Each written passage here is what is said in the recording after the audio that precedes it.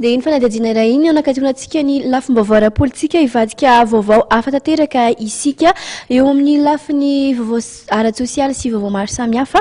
Trano efatra amby roapolo tafo indray no niharan'ny fandrodanana vokatry ny ady tany izay nitranga tetsy amin'ny fokotany Ampitatafika Avaratetezana androany maraina. Ady tany izay efa nitranga hatramin'ny taona ray sy roa arivo moa izany ka izao niafara tamin'ny fandrodanana ny tranon'ireo mponina nipetraka teny an-toerana izao. Efatra amby roapolo ireo tranon'ireo androany no niady tany teny amin'ny fokotany Ampitatafika Avaratetezana.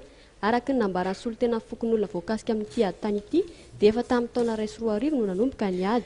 Tany izay voalaza fa tany mpanjakana ary efa nisy izy ireo ny didiny voaka tamin'ny roapolo Mey folo sy roa arivo. Nambara fa tsy azo alana amin'ny toerana ireo fokon'olona ary tsy azo ravaina ny trano izay honenan'izy ireo. Araka ny resaka natao tamin'ireo voakasika amin'ity raharaha ity dia tsy nisy ny fambadrinesana ahafahan'ireo mponina ny homana ka tonga avy hatrany namoaka ny entana ireo olona andravan'ny trano niaraka tamin'ny vaditany. Voankeva maraina zany zareo tsisy taratasy fampandrenesana tsisy nenenina fa tonga dia nanala an'ilay entana dia nandravan'ilay trano izao. Ilay olona tena miady aminay zany raha naivalin'orelo nefa nreto manimba zavatra reto olona hafa lasosa ato zany.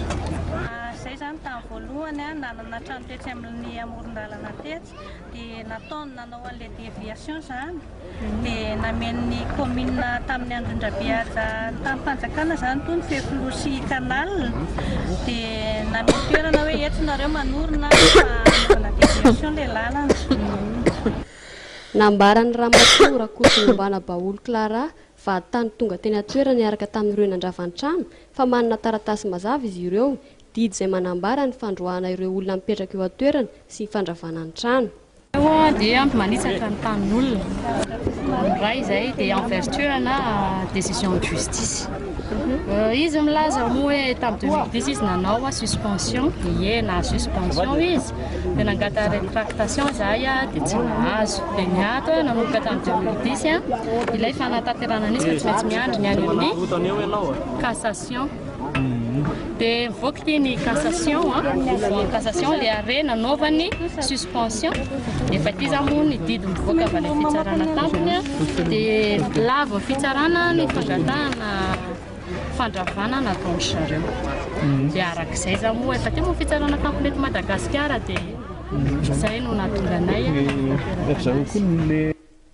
Sahiran-tsairana izany ireo fokon'olona tompon'ireo tany narodana araka ny toe-javatra misy dia maro amin'izy ireo tsy misy toerana ho alesy hipetrahana. Teo ihany koa ny fahaverizan'ny asa fivelomana satria dia nisy tamin'ny sasany tamin'izy ireo nanorina ny asa fivelomana teny amin'ny toerana. Anisan'izany ireo nivarotra hani-masaka izay anisan'ny narodana ny trano fonenany.